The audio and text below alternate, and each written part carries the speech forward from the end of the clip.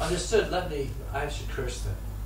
But the curse will be, because it's said in the Bhagavatam that for someone who has too much sensual activity, in terms of sexual, one can take, if you like to expose your body in so many different ways, then you can take birth as a tree. And you don't like to wear clothes? Just like they have a store in, I don't know if it's in this country, but in Australia and the US, pay less. The reality is you dress less but pay more.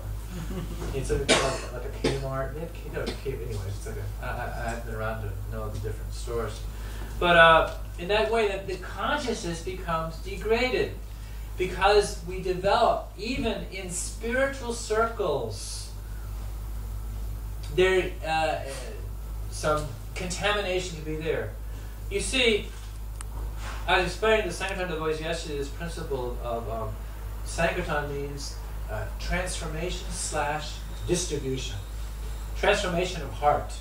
As you distribute, you have a transformation of heart. And as you have transformation of heart, you distribute. So this way, I was telling the devotees that don't think that you're a preacher, or don't think that you're a book distributor.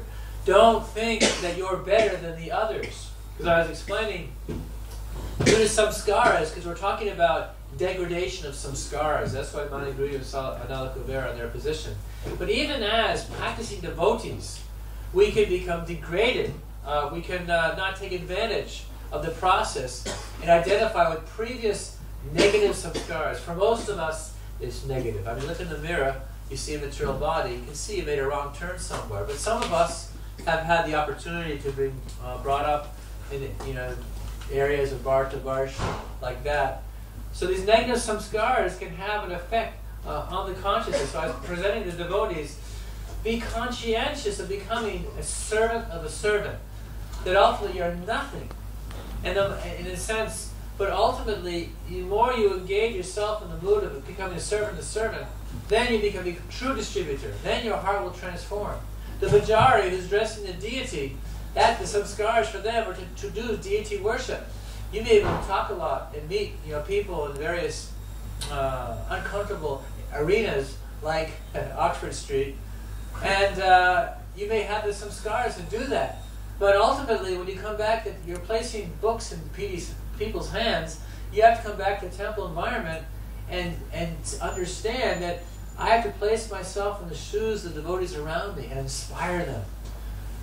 So the safest place in the world of inspiration is in the middle of a kirtan. So this is how we can guard against bad habits in devotional service, is that we follow the process. Karna, he wanted to develop martial disciplines, martial abilities.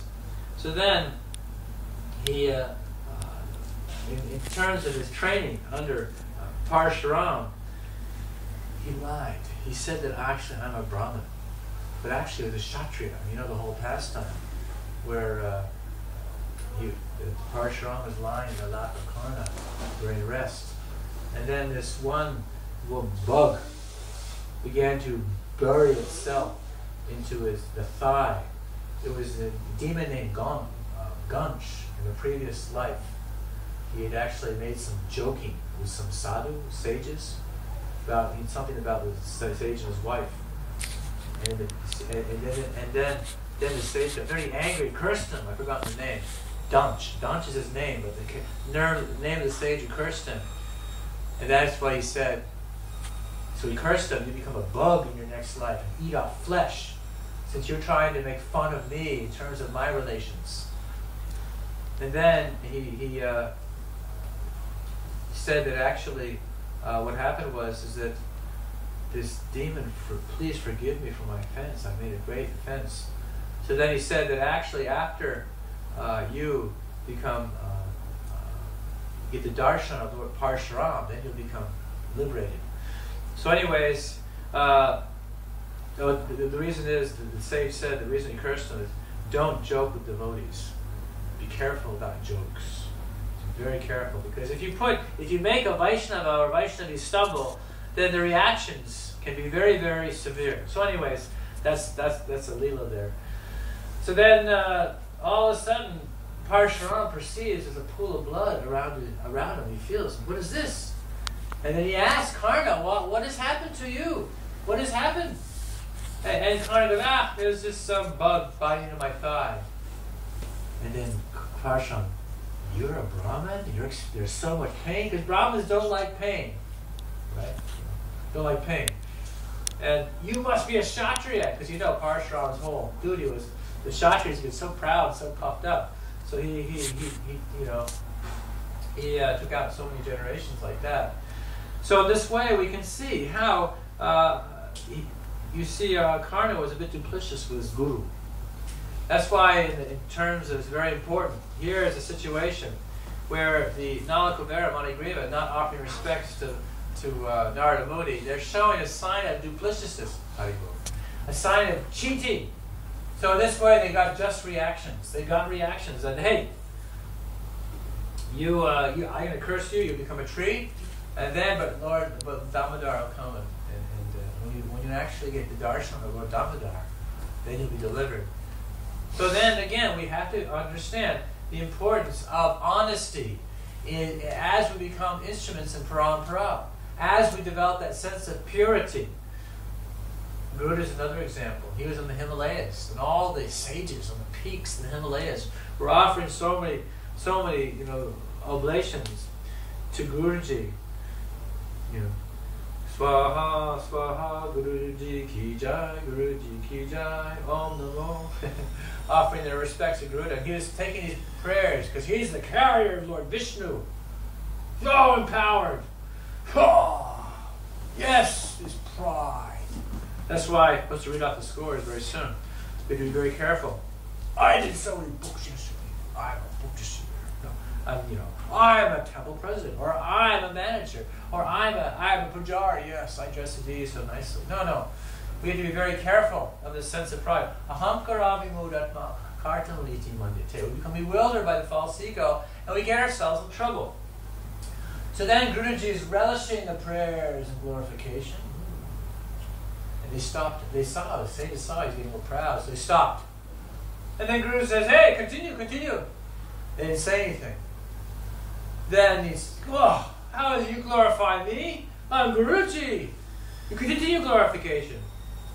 They didn't say anything. He kind of got very angry. Then he went off to Lord Vishnu's abode. Of course, Lord Vishnu's on mission. He knew about this. And so then Lord Vishnu says, okay, I want to go to such destination. Let's go. Chaliye. Let's go. Chaliye. And Garuda couldn't even move a feather. Not even a feather. It's like, when Arjuna was protecting the queens of Dwarka, and Krishna was withdrawing all his queens back to his eternal pastimes, and he manifested as different dacoits. And Arjuna, have you ever experienced in a dream? It's a dream where everything slows down. You can't, in other words, you're in a situation, you can't defend yourself, or you can't do things normally. You ever had a dream like that where things slow down, you're incapacitated? Anyways, it's an illusory thing, but dreams aren't real, though they only last 8 seconds or 30 seconds. So anyways, Arjuna couldn't stop the queens he couldn't even shoot his arrows. So similarly, Garuda, he couldn't even move a feather. Nothing. He couldn't do anything. And here's the big carrier, Lord Vishnu. And then he was like, what's this? And then Lord Vishnu is smiling. Any problem, Garuda? And then the Lord gave him some intelligence. I can understand. When you become proud in any aspect of service, you become disempowered. You're out of harmony with the Supreme. And then when you're actually glorifying the Lord, you become in a connection with the Lord. There's kirtan. When you're giving the books, you're becoming a connection to parampara, giving the deities hand to hand.